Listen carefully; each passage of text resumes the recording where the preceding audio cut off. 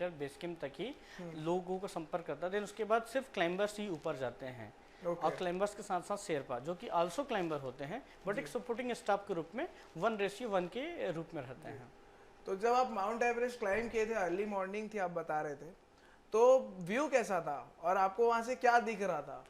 जब मैं एवरेस्ट के टॉप पे पहुंचा था अपने टीम के साथ जी। तो मैं थोड़ी देर अपने आप को मैं अपनी जब मेरी टीम समिट पे सेलिब्रेट कर रही थी, कोई शैंपेन का बोतल खोल रहा, कोई फ्लैग लगा रहा है, कोई अपने अपने देश के झंडा को वो कर रहे हैं, ग्रुप फोटो ले रहे हैं, मैं उस टाइम पे बहुत इमोशनल हो चुका था। मैं अपना सेफ्टी एंकर खोला और उसे दूसरे रोप पर अटैच करके मैं थोड़ा नीचे बैठ गया और बैठ कर मैं अपने उस 6 साल के स्ट्रगल को रिकॉल किया कि सिर्फ इस 15 मिनट के लिए मैं यहाँ आया हूँ।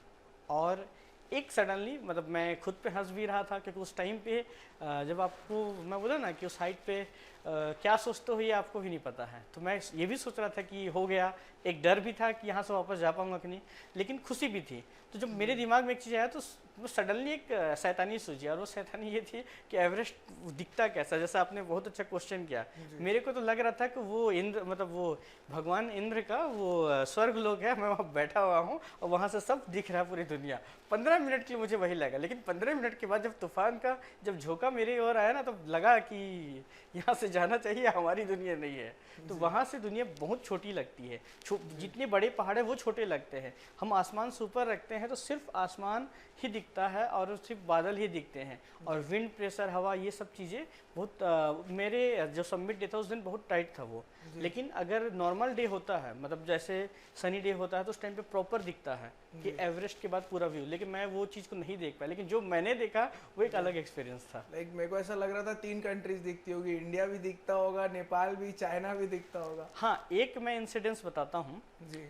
जब मैं एवरेस्ट की चोटी पे था, एवरेस्ट की चोटी से मानसरोवर दिखता है। अब वो तिब्बत रेंज में है, वहाँ से थोड़ा ही दूर है। तो मैं वहाँ से जो हमारे हिंदू देवी देवता है, तो मैं भगवान शिव का भी उपासक हूँ, तो मैंने वहीं से प्रणाम किया कि भगवान कहीं मौका मिले, अगर जिंदा बचे आपके पास जरूर आएंगे। तो वहाँ से डायरेक्ट मानसरोवर के दर्शन भी हुए, तो ये एक अच्छा था। और वहीं से माउंट कैलाश वहाँ से डायरेक्ट दिखता है? हाँ, माउंट कैलाश। ओके। तो वो एक बहुत अच्छा एक्सपीरियंस रहा। उस 15 मिनट में बहुत कुछ हुआ। जी, काफ़ी अच्छा लग रहा है आपसे बात करके। सो बीइंग अ क्लाइंबर, मेरे को आजकल जैसे मैं कई जगह गया क्लाइंबिंग कर रहा था, तो मेरे को केदारकंता में भी एक इंसान मिले, तो उनसे मैं माउंट एवरेस्ट को चढ़ने की बातें कर रहे थे, तो मैं उनसे समझ रहा था, तो मुझे ये लगा कि माउंट एवरेस्ट चढ़ना अब एक कमर्शियल वो बन चुका है। लाइक जब आप चढ़े तब तो उतना पब्लिसाइज नहीं था, बट अब कमर्शियलाइज हो गया काफ़ी। मेरे को ऐसा लगता है बेस कैंप भी एंड कई लोग पीक भी जो चढ़ रहे हैं, मुझे लगता है कि वो काफ़ी प्रोफेशनल क्लाइंबर्स को लेकर ऐसे भी चढ़ा जा रहा है। तो उस पर आपका क्या ओपिनियन है? नेपाल गवर्नमेंट के लिए माउंटेनियरिंग, क्योंकि वो हिमालयन रेंज ज़्यादातर नेपाल एरिया पे आता है, और नेपाल इसको एक एडवेंचर टूरिज्म के संदर्भ में देखती है जी। और एवरेस्ट उनका मतलब रेवेन्यू का बहुत अच्छा जरिया है। उसकी ब्रांडिंग ही कॉमर्शलाइज की जा रही है, क्योंकि एवरेस्ट पे जितना पैसा लगता है उस गवर्नमेंट को जाता है, वहाँ की कंपनियों को जाता है, वहाँ के स्टाफ को जाता है। तो एक बहुत बड़ा ह्यूज रेवेन्यू एवरेस्ट और एवरेस्ट के जैसे कई पहाड़ों से मिलता है, और उससे टूरिज्म बूस्ट होती है, नेपाल की एक इकोनॉमी बूस्ट होती है। राइट। तो मैं अगर कहूँ तो नेपाल गवर्नमेंट की स्ट्रेटजी कॉमर्शलाइज है, लेकिन अगर हम एज अ माउंटेनियर देखें तो माउंटेन कितना भी कॉमर्शलाइज हो जाए, टफ तो उतना ही है। टफ तो उतना ही है। बस उसको मार्केट किया गया है कि हम भी कर सकते हैं, आप भी कर सकते हो। लेकिन सच्चाई ये है कि एवरेस्ट को अटेम्प्ट करने से पहले स्टार्टिंग वही है कि जब आप किसी स्कूल में जाते हो तो ट्रेनिंग करना पड़ता है, तो बीएमसी, एएमसी, कुछ माउंटेन क्लाइंब करिए, कुछ एक्सपीरियंस लीजिए, देन उसके बाद जब आप एवरेस्ट क्लाइंब करेंगे तो आप रियल माउंटेनियर कर लेंगे। वन शॉट माउंटेनियर जो होता है ना, वो लॉन्ग टर्म नहीं चल पाता। राइट। ये मेरा पर्सनल अनुभव रहा है। राइट।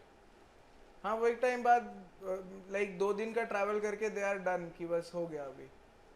तो जैसे कमर्शियलाइज कर रहे हैं, तो जैसे जो प्रोफेशनल लोग हैं जो चढ़ाते हैं ऊपर, ऐसे भी कुछ लोग हैं, तो क्या बजट लगता होगा आजकल? अगर आज की डेट में कोई इंसान है जो थोड़ा बहुत माउंटेनिंग किया हुआ है और वो चढ़ना चाह रहा है इनके कमर्शियल तरीके से, तो उसमें क्या कैसा रहता है? लाइक इंश्योरेंस और उनका रुकने का और जो भी चीज़ें रहती, तो एक क्या बजट मोटा मोटी आदमी को लगता है? अगर किसी प्रोफेशनल माउंटेनियर को एवरेस्ट चढ़ना है जी। तो ट्रेनिंग से लेकर अगर मैं उसके क्लाइंबिंग तक का अगर खर्चा जोड़ूं जी। और डॉलर का जिस हिसाब से अभी महंगाई है हाँ। तो अराउंड 35 से 45 लाख रुपए के रेशियो में आता है बजट। जी। क्योंकि मेरे टाइम पे 3-4 लाख रुपए का फ़र्क था, जी। तो इतना मैं मान के चलता हूँ कि 35 से 45 लाख रुपए होता है खर्च जी, एक बार के लिए। समझ गए। छत्तीसगढ़ में अभी माउंटेनिंग रिलेटेड कोई पॉलिसी है क्या, लाइक उसके बारे में आप कुछ बताएं? छत्तीसगढ़ में 10 साल में जो मैंने किया है उसके जी। बाद जो मेरे स्टार्टअप हैं Chhattisgarh adventure club, mountain man outdoors, इससे कई माउंटेनियर पैदा हुए, कई लोग निकले गाइडेंस से डायरेक्टली इनडायरेक्टली जसपुर से बस्तर तक। तो मैं एक चीज़ देखा कि हर बार एक्स्ट्रा एफर्ट करना पड़ा, कोई नया तरीके लाने पड़े एडवेंचर स्पोर्ट्स को प्रमोट करने के लिए, क्योंकि हर आदमी को Rahul Gupta as a mountaineer suit नहीं करेगा। कई लोगों को जैसे दिव्यांग अगर एक मोटिवेशन के रूप में तो चित्रसेन साहू हैं, अगर हम लोअर क्लास में देखें जो निम्न स्तर से घर से आता है वैसे चमन कोसे है, अगर हम कोई लड़कियों में देखें तो यासी जैन है, अगर हम बस्तर से देखें कोई ट्राइबल गर्ल तो नैना है। अगर हम इस सेगमेंट में देखें तो इसको प्रमोट करने में काफ़ी एफर्ट लगे, लेकिन मैं जो ये 10 साल से जो मेहनत किया उसका एक निष्कर्ष तो ये निकला कि छत्तीसगढ़ में जो टूरिज़्म है वो एडवेंचर टूरिज्म की वजह से बूस्ट हुआ है, एडवेंचर की वजह से बूस्ट हुआ है, एक इंडस्ट्री क्रिएट हुई है।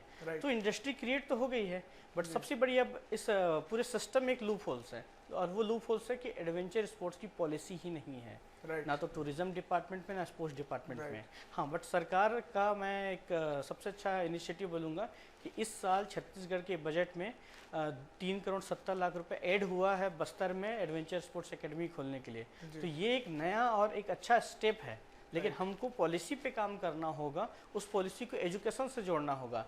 तो एनसीसी, एनएसएस, स्काउट की तरह हम जो बाहर जो बच्चों को कैंप के लिए भेजते हैं, तो हम सभी यूनिवर्सिटी को अगर कोलैब कर लें उस एकेडमी के साथ, तो पुलिस डिपार्टमेंट का भी बेनिफिट है, क्योंकि पुलिस के भी जो जितने अंडर ट्रेनिंग जो यंग बैच जो निकलते हैं कांस्टेबल रैंक से, उनके लिए भी अच्छा है, एसडीआरएफ के लिए भी अच्छा है, उसके बाद जो नगर सैनिक उनके लिए भी ट्रेनिंग के लिए अच्छा है। क्योंकि माउंटेनियरिंग ही नहीं, एडवेंचर स्पोर्ट्स की मैं बात कर रहा हूँ, एडवेंचर स्पोर्ट्स में बहुत सारे स्पोर्ट्स आते हैं। तो सबसे पहले हमको सिविल डिफेंस सिखाई जाती है, तो land category, air category, water category, तीनों सेगमेंट पर अगर टारगेट करेंगे, पॉलिसी मेकिंग प्रॉपर काम करेंगे, तो एक बहुत बड़ा इंडस्ट्री क्रिएट हो जाएगा। और दूसरी चीज़ जो मैं व्यक्तिगत अनुभव से बताता हूँ कि 10 साल के एडवेंचर स्पोर्ट्स में मैंने कॉन्फिडेंस अपने में गेन किया एडवेंचर स्पोर्ट्स के माध्यम से। तो छत्तीसगढ़ में 3 करोड़ जनसंख्या है, इन लोगों के लिए एक अच्छा प्लेटफॉर्म होगा, और ये पर्सनालिटी डेवलपमेंट का काम करता है जी। आपका कॉन्फिडेंस लाता है कोई भी साहसिक एक्टिविटी। तो ये इस तरीके से देखेंगे तो सरकार को पॉलिसी पे काम तो करना होगा जी। तो आपने क्या माउंट एवरेस्ट से कोई सोवेनियर ऐसी कोई चीज़ लेकर आए आपने, वहाँ से कोई स्टोन या ऐसा कुछ? एवरेस्ट की चोटी से सिर्फ एक चीज़ लाया था, एक स्टोन। वो स्टोन आज भी मेरे घर पे है, वो ये याद दिलाता है कि इस स्टोन के लिए मैं एवरेस्ट की चोटी पे गया था, और बार बार याद दिलाता है कि यस डिड इट, हो गया, डन। अब ये याद दिलाएगा कि मैं एवरेस्टर हूँ। राइट। सो एक लास्ट क्वेश्चन, छत्तीसगढ़ के लोग जो माउंट एवरेस्ट चढ़ना चाहते हैं उन्हें आप क्या बताना चाहेंगे, या क्या कोई गाइडेंस देना चाहेंगे? मैं तो यही कहूँगा आजकल के यंग बैच को, क्योंकि यंग बैच काफ़ी फास्ट हो चुका है, सबको वन शॉट में सक्सेस चाहिए। सबको ये है कि रातों रात मीडिया में फेम चाहिए, लेकिन उसे सस्टेन करने के लिए आप किसी भी स्पोर्ट्स में रहें, ना कि माउंटेनियरिंग, आप अगर स्टार्ट करते हो तो कंटिन्यूटी बहुत ज़रूरी है, अपने स्पोर्ट्स के प्रति प्रेम जरूरी है और डिसिप्लिन जरूरी है। एक बार में सक्सेस नहीं मिलती, अगर आप स्टेप बाय स्टेप चलेंगे तो गवर्नमेंट प्रमोट करती है, लोग प्रमोट करते हैं, लोग सुनते हैं, देखते हैं। अगर आपका प्रोफेशन ही कंटिन्यू वही है तो एक ऐसा भी समय आता है जब आपको अंदर से इनर कॉल होगा कि मेरे को एवरेस्ट क्लाइम करना है, तो आप स्टेट गवर्नमेंट से या फिर प्राइवेट स्पॉन्सर से आप एफर्ट्स करेंगे। तो मैं बोलूँगा एक टाइम पे एक स्टेप बढ़िए और ग्रेजुअली बढ़िए, तो मैं बोलूँगा कि आप इसमें सस्टेन कर पाएंगे, और साथ ही साथ आप इसको एक टूरिज्म के रूप में भी लीजिए, अपने आप को स्किलफुल बनाइए कि फ्यूचर में आप अपना खुद स्टार्टअप या कोई एकेडमी खोल सकें, या फिर कोई मतलब कैंप साइट खोल सकें जिससे आप लोगों को ट्रेंड कर सकें, तो ये भी एक अच्छी अपॉर्चुनिटी होगी। लेकिन बात एवरेस्ट की अपनी कर रहे हैं, तो मैं बोलूँगा कि एवरेस्ट सरकार को कोई स्कीम बनाना चाहिए कि हमारे हर साल मतलब स्कूल कॉलेज के बच्चे ट्रेंड हों, एक क्वालिफिकेशन राउंड हो और वो फिर एवरेस्ट की ओर जाएँ। अगर इस तरीके से प्रमोट करेंगे तो ये स्पोर्ट्स बहुत अच्छा होगा जी। चलिए राहुल जी, आप हमारे शो में आए, बहुत अच्छा लगा। मैं दोस्तों अलविदा कहता हूँ आप सभी को, फिर मिलेंगे दोबारा। मैं सौरभ मिश्रा, आप देख रहे हैं एशियन न्यूज़। शुक्रिया।